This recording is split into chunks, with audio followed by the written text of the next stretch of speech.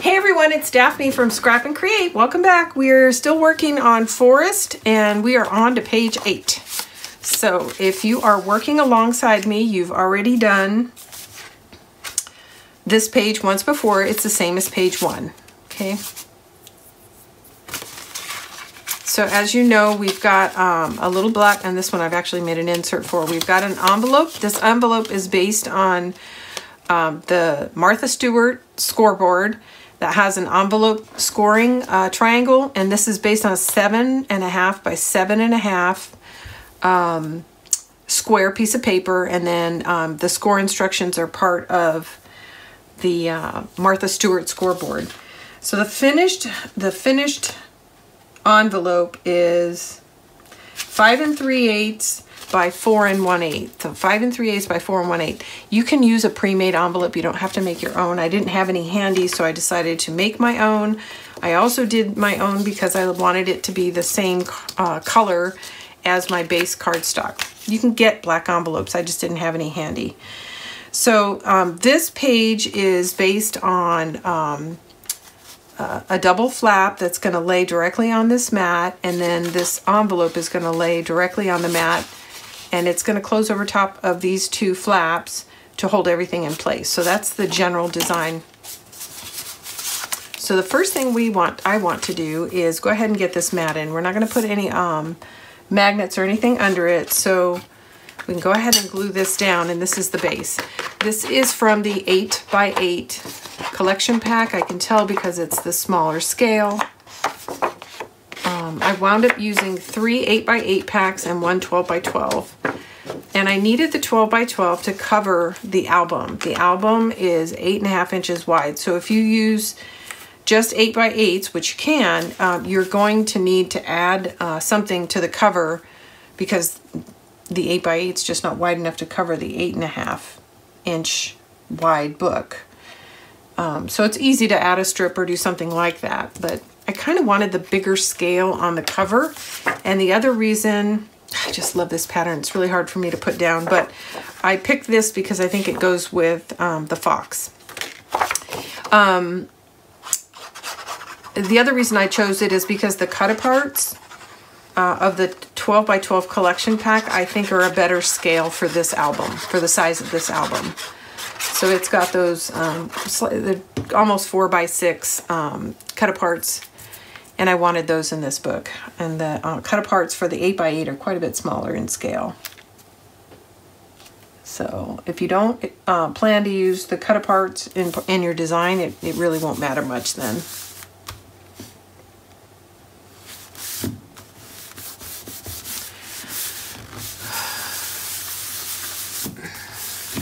And I'll show you what I mean real quick. So this is the 12 by 12 cut apart. So this scale, I think, works for some of it, and then that's just one sheet. And then this is the cut aparts for the 8 by 8, and as you can see, these wind up being pretty small. I might wind up using some of them, but I'm not sure if I'll use all of them. And then here's the other cut aparts. And I wanted the larger version. So the larger version in the 12 by 12 is nearly 4 by 6. But again, when I'm all done, I will go over what's left over after everything's been laid in. Okay, I need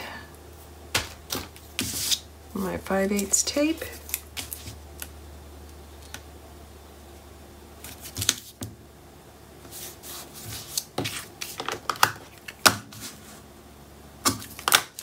I left my tear tape tool someplace. I don't know where. Okay, I just want to make sure that is the up. This is page 8, so there's the spine. So let me lay out my papers and make sure my designs are all going in the direction that I planned them in. So for this one, I think I've got some color blocking. I know this is going to go here, I think. And I think I gave myself a couple of choices. So I did want the fox on the cover. So I don't think I want them.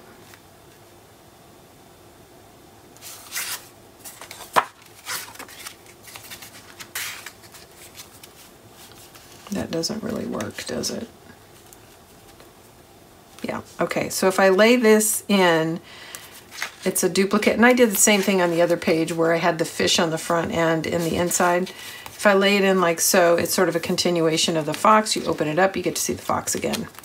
And then I'm going to use these color blocked on the back side. So I think this is what we're going to do.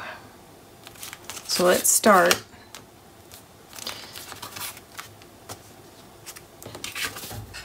So this is page 2 and this is page 1.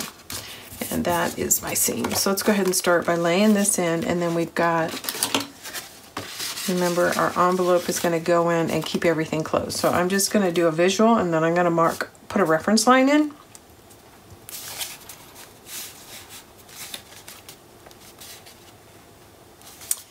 For both the envelope and the double flap.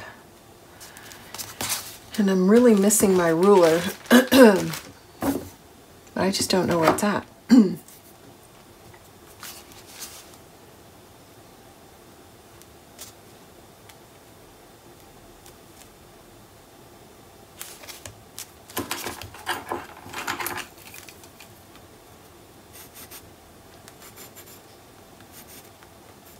Okay, I got that corner in. I think this needs to come down a little.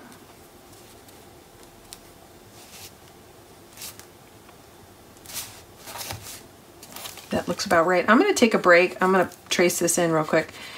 And I'm going to go find that ruler because I really want those to go in straight. I don't have it handy, so I'll be right back. Okay, I'm back. I've got something to work with for my reference lines, although I cannot find the ruler I was looking for. But I can make it work with this. So, sorry, I'm just doing a little bit of housekeeping. I'm going to go ahead and get this off. We're going to add a little glue to the part that's not covered by tape. If you have a 1/4 inch tape, you could also cover it there, but I think this will be fine. This will be fine. This is what I did on page 1. And before I go forward, I'm going to flip it over real quick and make sure I'm putting this in the direction I intend. And I am.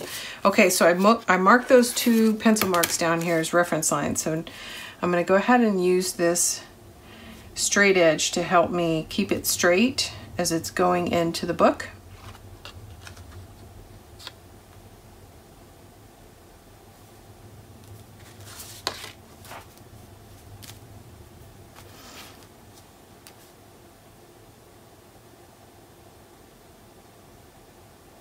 Okay, that looks good.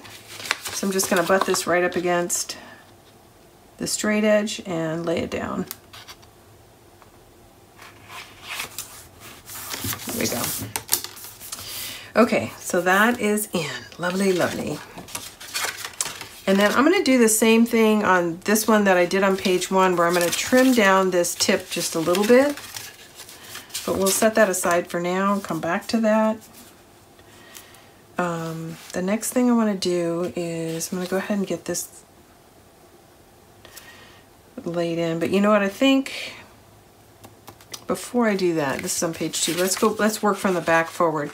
Let's get this in page 2, and then we have to put a magnet in. I think I want my magnet up here, so that's why I'm stalling. I want to make sure I don't forget my magnet like I did on page 1 and had to scramble and pull up my mat.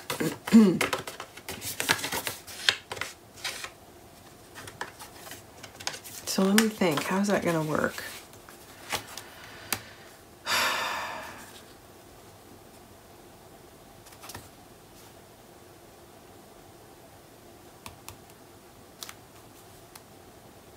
Actually, I think I want it under this mat.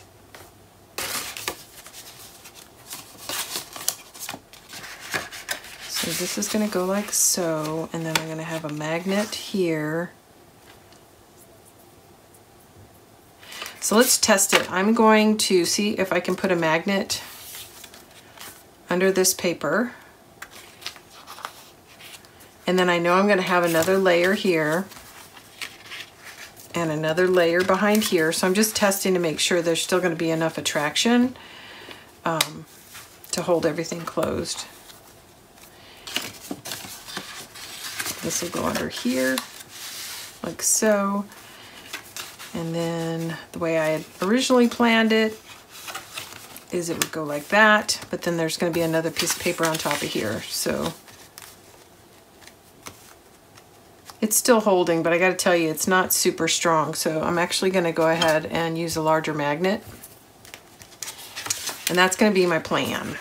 Okay, so we're going to put a magnet here, close it, and then the adjoining magnet will be on the envelope. And I'm just going to set it on the envelope because I don't want to forget it. Okay, so let's go ahead and based on all that, let's go ahead and figure out roughly where it's going to be located. I'm looking for my reference lines. Here they are.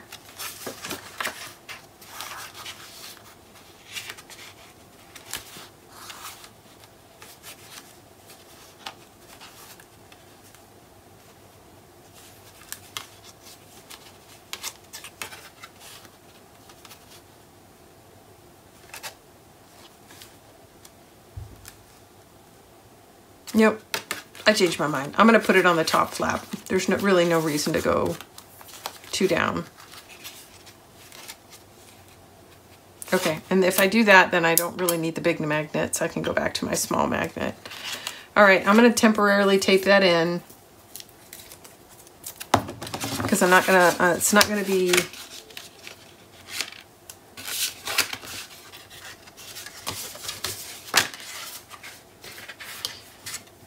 I'm not going to know exactly where it's going until I put the envelope, glue the envelope in. Okay, so that's enough of that. Sorry about that. I'm scrambling, going back and forth on some decisions. So let's go ahead and put this in. Since we're not going to put the magnet on this flap, we're going to put it on the top flap. And go ahead and put this on.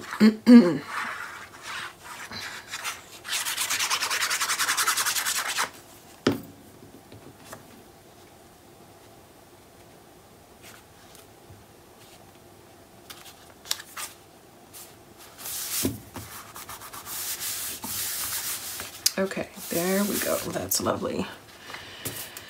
And then I actually have a couple of strips. I'm not sure which one I was planning on putting here, but this is going to go here.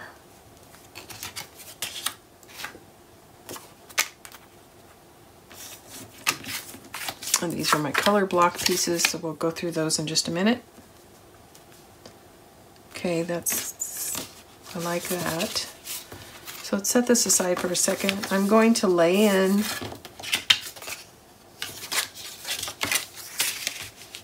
these pieces. And I think I have this one planned for down here, yeah. And then I'm going to do the same thing. I'm going to trace the edge of it, trim it out manually so that this point isn't sticking up so far.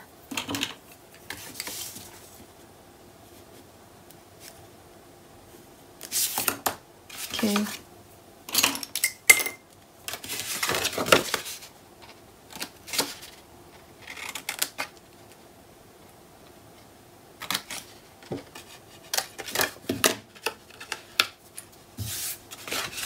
All right, so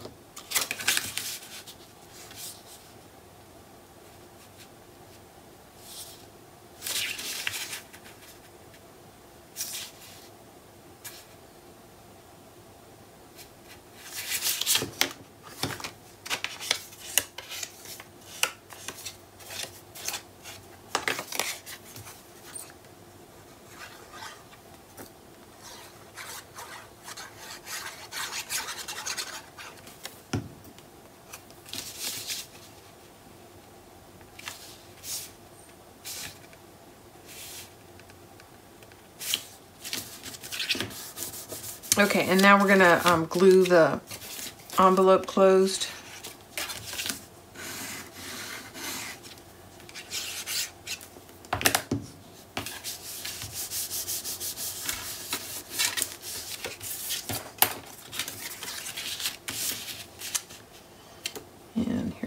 pieces I've trimmed out for the sides. You need some ink.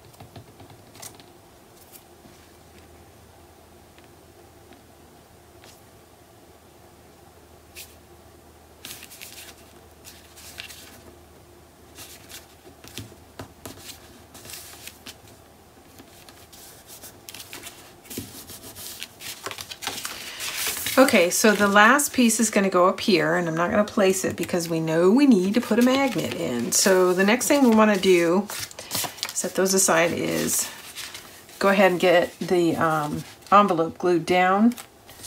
And I think I've got everything pretty much ready to go. So I'm going to open it up, and then I've got this straight edge that I'm going to use to help me place the envelope.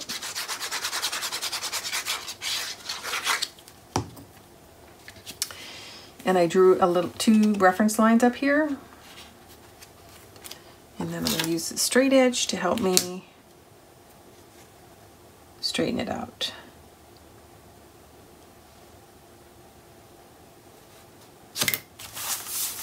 Press that all into place. And then we can locate our magnets. Okay, so. And when I put this in, all I'm trying to make sure is that on the adjoining side, it's far enough away from the edges that it's going to get covered by the designer paper. And that's going to be pretty easy to achieve because of how much coverage I have over the flap with the envelope.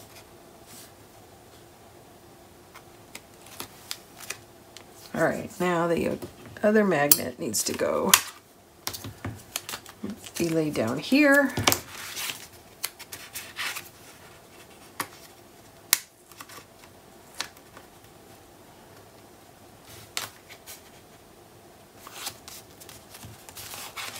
And there we go. Okay, so I've got magnets on both sides now.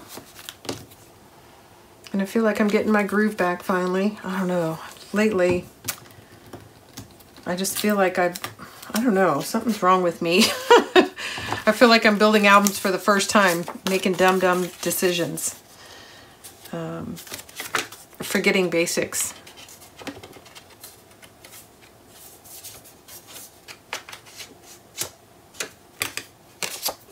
Like how to put a magnet in and where, and testing for layers. I don't know, but we're almost done with this one, and I'll try not to have such a big break between the albums so that I can keep things rolling smoothly for you guys.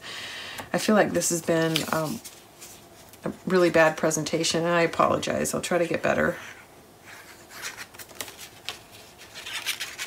Better meaning just more fluid and less jumpy.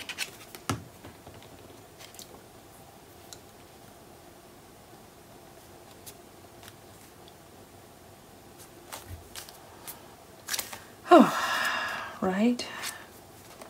In a couple more weeks, my son will be out of school for the year, and that'll make things a lot easier for me too, because right now I'm also being a high school teacher, which is quite humbling.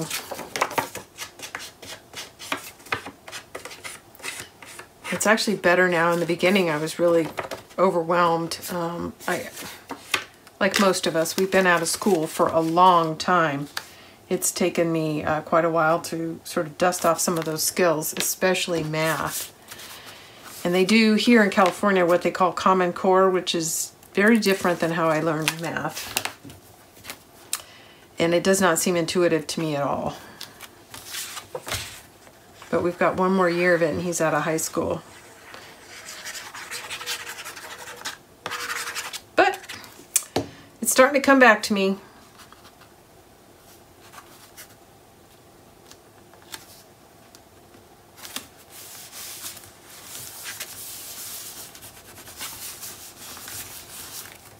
There we go. Ooh, I love that sound.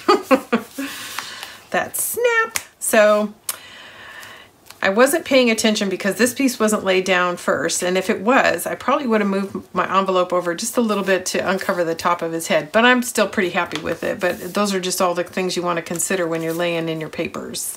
Okay. And as I did on the previous one, I'm not going to line the inside of the envelope, because I made my envelope out of cardstock and it's thick enough. I don't want it to be any thicker. But we are going to go ahead and finish the insides. Okay, so I've got some papers that I've trimmed out. I've got some options. So I think I was planning on doing something a little bit darker here, but maybe not. I don't know.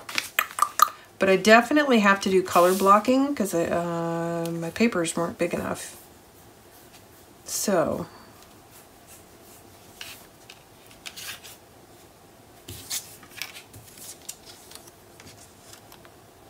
yeah, this is going to go here.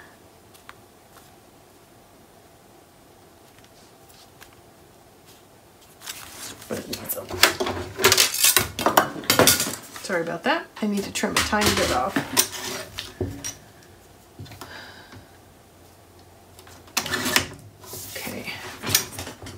Should work.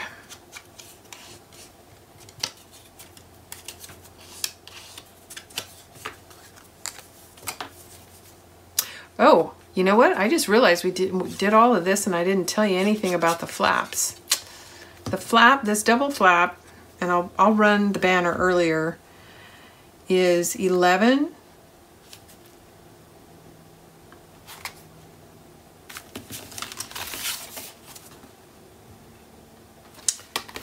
11 by 4 1/4, and you're going to score at 5 and 6. 11 by 4 1/4, score at 5 and 6.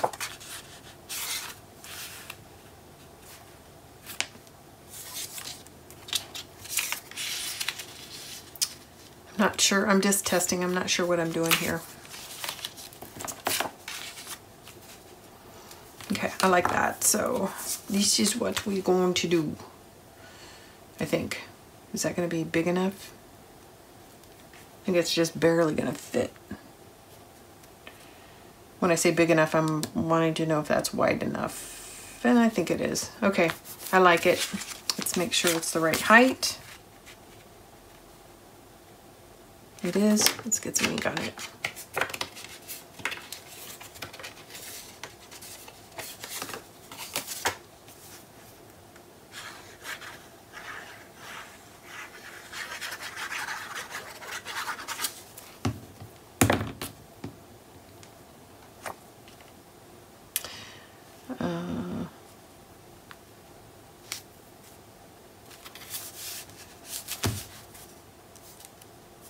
Yep, looks good.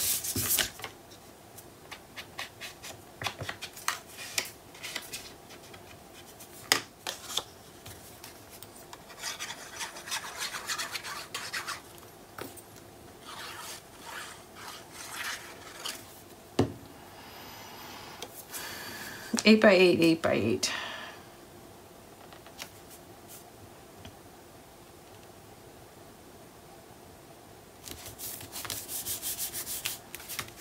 Okay, I've got a couple pieces left. Let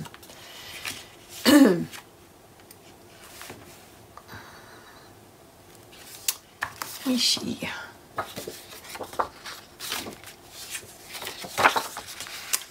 I'm going to just trim down a piece to fit instead of color blocking here. I really like color blocking. It's kind of one of my things. But having said that, Stamperia's, or at least this collection, is very busy. So some of the patterns are hard to put together. This brown is really easy to use as a color blocking, and so is the wood. but some things just don't go together. Like it would be very hard to color block this. Wouldn't be that pretty. So with that, let's trim this out.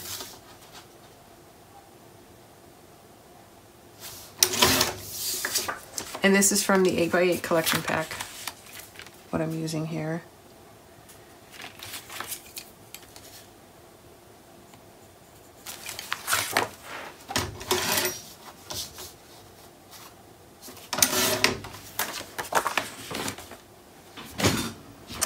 Oops, sorry. All right, well, thanks everybody for tuning in. We really appreciate it. We love to read your comments. I do my best to get back to you guys quickly, but occasionally they get away from me. If you have any questions, you can always ask in the comments section, or you can send us an email at contact@scrapandcreate.com. That's our email address, and yeah. If you didn't want to make your comment or your question public, you can do that. But we like them public, and that way other people can benefit from the answer. If you're new to the channel, welcome aboard. The way we organize our projects are into what's called a playlist. And the playlist will have all the videos for a given project. The way the videos are organized is 1 is the walkthrough. The number 2 is the base album build. The following videos are each of the pages. And I do 1 page per video. That way, if you're on page 2, you're not trying to find the end of page 1 to start page 2. You just go to the next video. And that's the way they're organized. So some of the videos can be as short as 20 minutes and others can be as long as an hour, depending on how many features are on that page. And it'll start by building up the interactive components and then layering on the designer papers. And that's how we organize. If you subscribe to our channel, you'll be notified when we have new content. We try to get new content out every 2 weeks. And that means an entire project with all of its accompanying tutorial videos, which is usually 8 or 9 videos. So we don't release every day like some people do, but when we release something, the entire project is there. Our tutorials are free. They'll always be free, and they'll always be on YouTube unless YouTube takes them down. We have no plan to ever remove any of our video content. So if you start a project with us, you'll always be able to finish it. I think that's it for now. If you are new, go to our playlist and go browse some of our projects. I think we have more than over 40 completed projects. Our paper lines that we like to feature or Stamperia Graphic 45, and occasionally we'll do some Ciao Bella. So thanks everybody for tuning in. This is Daphne from Scrap and Create. If you're new and you haven't subscribed, please do. Just click that subscribe button, click the like button, and leave us a note. We'll talk to you soon.